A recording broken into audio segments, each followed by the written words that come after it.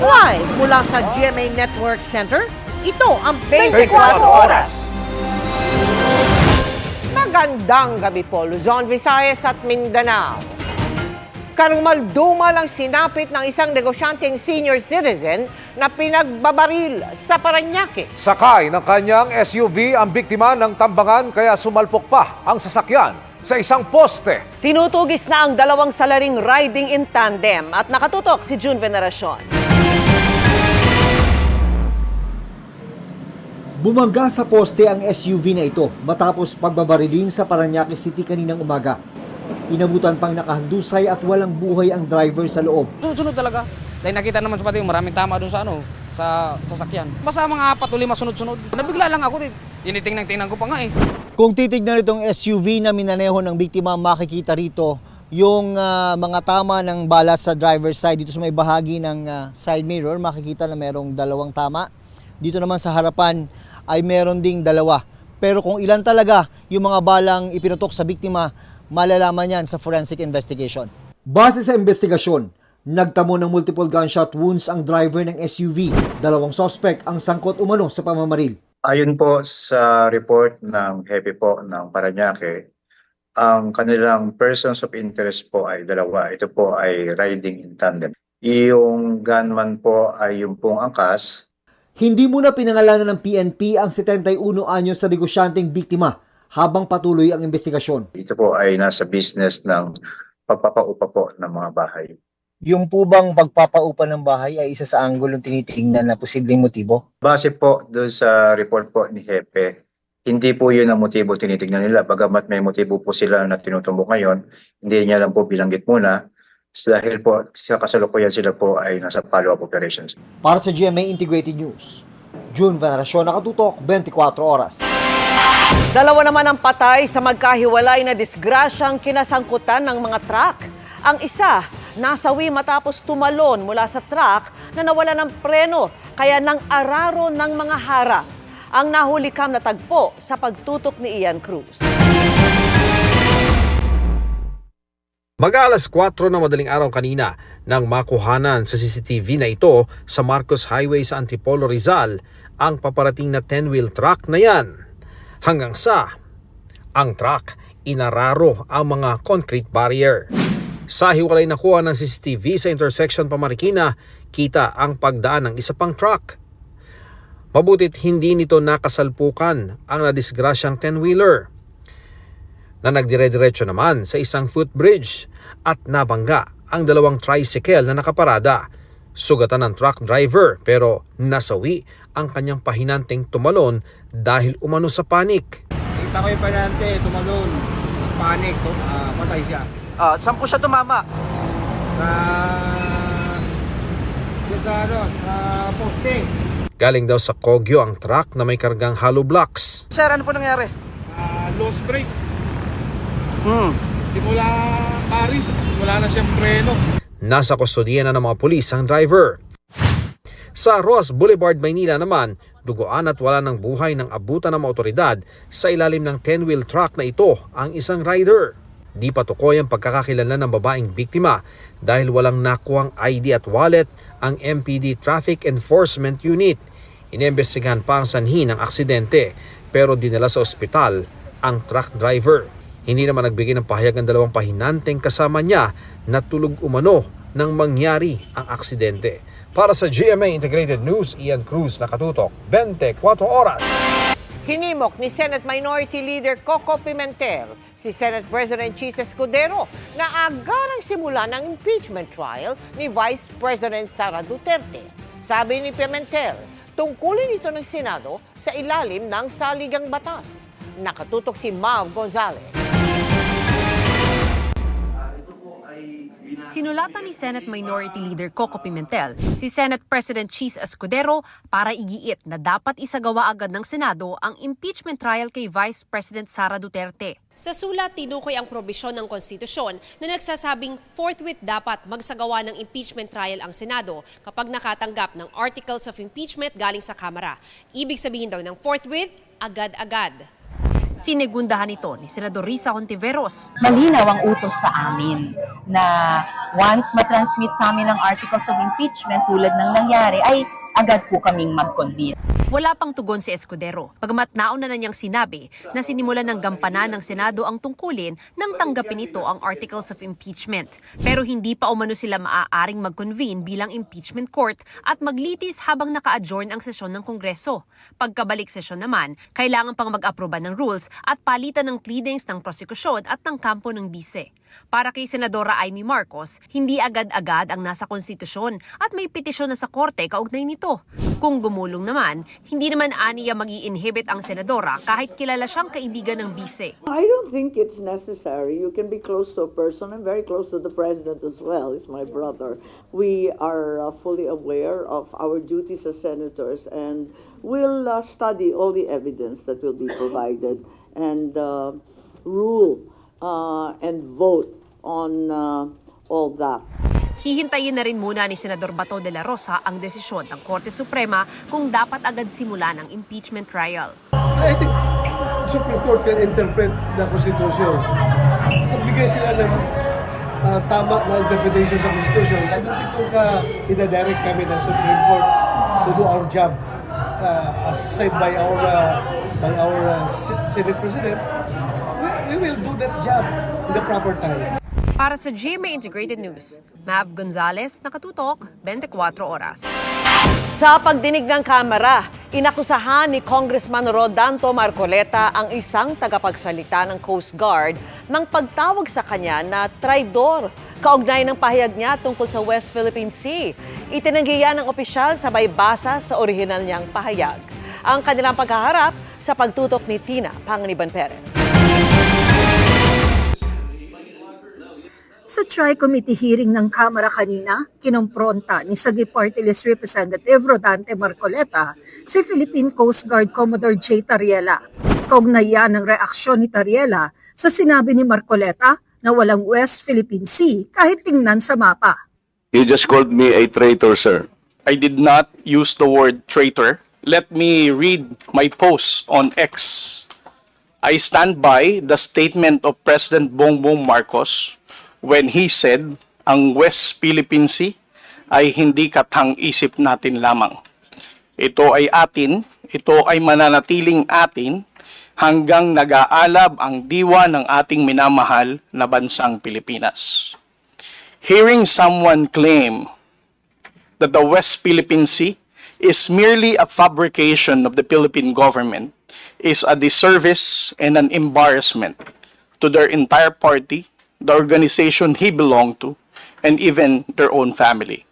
Nang malamang walang binanggit si Tariela na traidor siya, tinanong ni Marcoleta kung bakit hindi itinama ni Tariela ang mga nagsabing binanggit niya ito. Why did you not do anything? I think it is his responsibility to deny it if it did not come from him. The only time I learned about that was when I heard about your interview calling me and mangmang.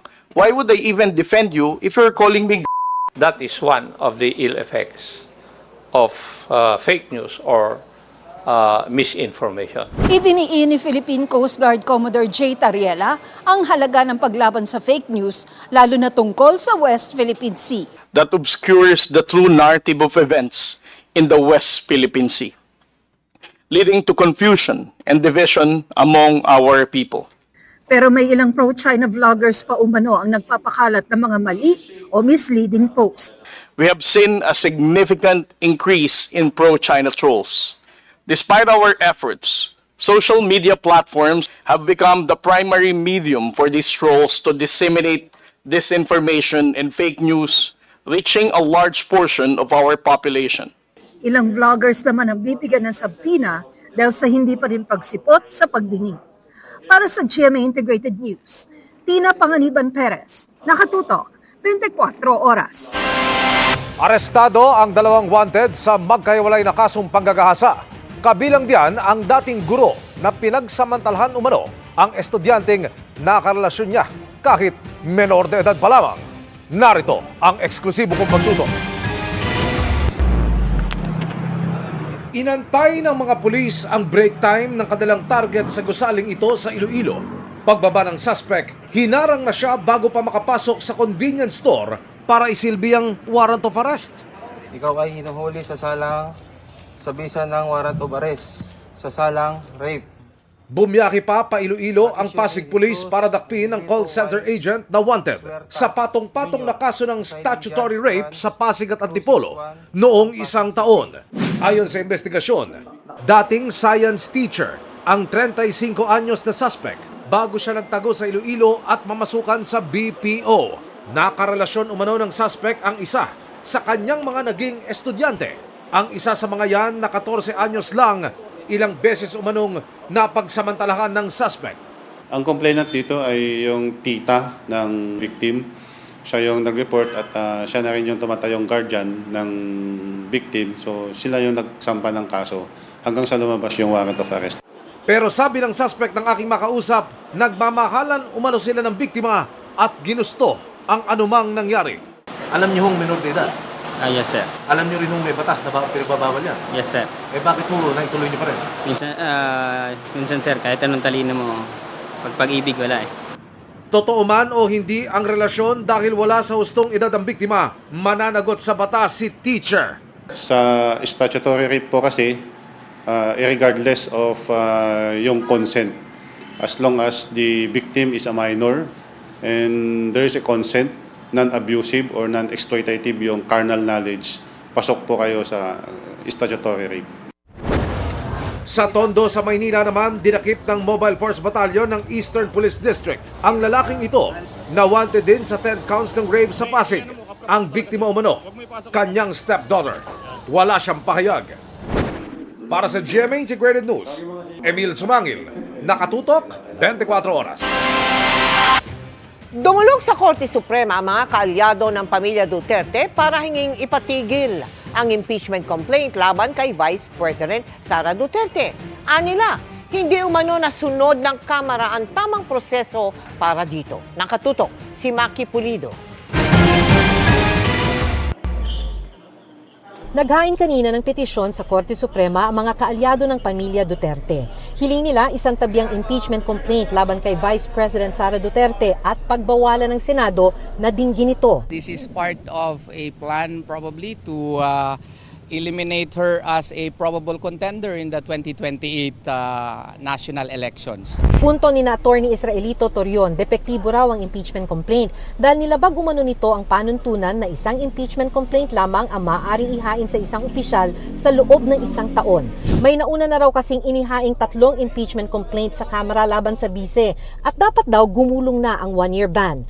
Ang pang-apat ang naging batayan ng verified impeachment complaint na inihain sa Senado. There were 3 priorly filed impeachment complaints and which were not acted upon in the Constitution. Specifically, Article 11, Section 3 thereof mandates that upon receipt of the impeachment complaint, the same should be included in the House in the order of business within 10 session days, and thereafter the Speaker should have referred it to the Committee on Justice within 3 days. Hindi rin daw nabigyan ng due process si Vice President Duterte at hindi nabigyan ng tamang oras ang mga kongresista na mapag-aralan ang impeachment complaint. There was only around 3 hours between 12 o'clock to 3:15 before it was included in the additional House business reference. And by that time, we feel and we have reasons to believe that some of the congressmen were not even able to peruse the complaint as well as assess the evidences attached in the impeachment complaint. Hinihingan namin ng komento dito ang Kamara. Sabi ng tagapagsalita ng Korte Suprema, aaksyonan nila agad ang petisyon. In these petitions, the Supreme Court acts on the matter by either requiring the parties to comment on the petition. Noong Biyernes, isa ring petisyon ang inihain para naman hingin sa Supreme Court na sabihan ng Senado na agad simula ng impeachment trial ng bise. Kanina, sinabihan ng Korte ang Senado na magkomento dito sa loob ng 10 araw. It was treated as an urgent case, and this is also obvious from the fact that the Supreme Court gave them a non-extendable period of 10 days to comment. Impeachment is a nationwide concern that will be treated with urgency because of the gravity of the matter. Hinihingan namin ng komento dito ang Senado. Para sa GMA Integrated News, Maki Pulido, nakatutok 24 oras. Hindi muna magpapatupad ng maximum suggested retail price sa karne ng baboy ang Department of Agriculture sa susunod na 2 linggo. Unang lumutang ang posibilidad kasunod ng mga ulat na umaabot sa 480 pesos ang kada kilo ng pork. Sa konsultasyon ng Department of Agriculture sa mga stakeholder sa industriya ng baboy, napagkasundo ang pag-aaralan muna sa loob ng 2 linggo kung paano umaabot sa ganyan ang presyo at kung sa anong punto pwedeng pababain ang presyo, kung sa produksyon, pag-i-import, pagbabiyahe o sa pagbebenta. Lumabas ding walang aasahang pagtaas sa farm gate price. Sa ngayon, sisitahin muna ng Agriculture Department ang mga nagtitinda ng pork na lampas sa 400 piso kada kilo. At Chika Minute po mga kapuso at ang maghahatid ng latest sa showbiz happenings ngayong gabi. Walang iba kundi ang It Girl host ng Sparkle na si Janina Chan. Janina. Thank you Miss Vicky at good evening mga kapuso. Gugulong na sa bagong kabanata sa buhay ng mga batang Riles simula ngayong gabi kaya kumapit sa mas kapanapanabik pang eksena. Ready na para sa action-packed scenes ang isa sa Riles boys na si Miguel Tan Felix lalo't nakasama niya sa kanyang training si double Olympic gold medalist Carlos Yulo. Makichika kay Lars Santiago. Unforgettable para kay Miguel Tan Felix ang training niya sa pagbabackflip nitong nagdaang linggo dahil nakasama niya ang pambatong gymnast ng Pilipinas, si double Olympic gold medalist Carlos Yulo. Actually, nagtutraining lang po ako ng backflip nung araw na yon. Tapos, hindi naman namin pinlano, nandun si Carlos Yulo. So, nagpaturo na rin po ako. And after a few tries, ayun, naland ko dahil sa of course, sa turo ng coach ko, but at the same time, yung tips na binigay sa akin ni Carlos. Bro, Miguel. Hindi nga raw naiwasang kabahan at ma-pressure ni Miguel. Kasi gold medalist yun, nanonood sa'yo. So parang kailangan mo dapat galingan eh. Sobrang humanga si Miguel kay Carlos habang nakikita niya itong nagtitraining. Grabe siya mag-training, titular. Yun lang masasabi ko. Napakasipag, napaka-dedicated niya sa ginagawa niya. Hindi siya tumitigil hanggat di niya na-perfect yung particular move na yon. Isa ang pag-backflip sa pine-perfect ni Miguel dahil magagamit niya ito sa mga action scenes niya sa mga batang Riles. Ngayong gabi, simula ng bagong kabanata ng buhay ng mga batang Riles dahil makakalaya na sila mula sa juvenile facility. Siyempre, pagbalik nila sa Sitio Liwanag, anong buhay ang nag-aabang sa kanila? Paano sila tatanggapin ng mga tao? And sa mga batang Riles, ano yung mga natutunan nila? Anong klaseng tao sila paglabas ng juvie? At for sure, dala-dala nila yung mga aral na natutunan nila sa juvie.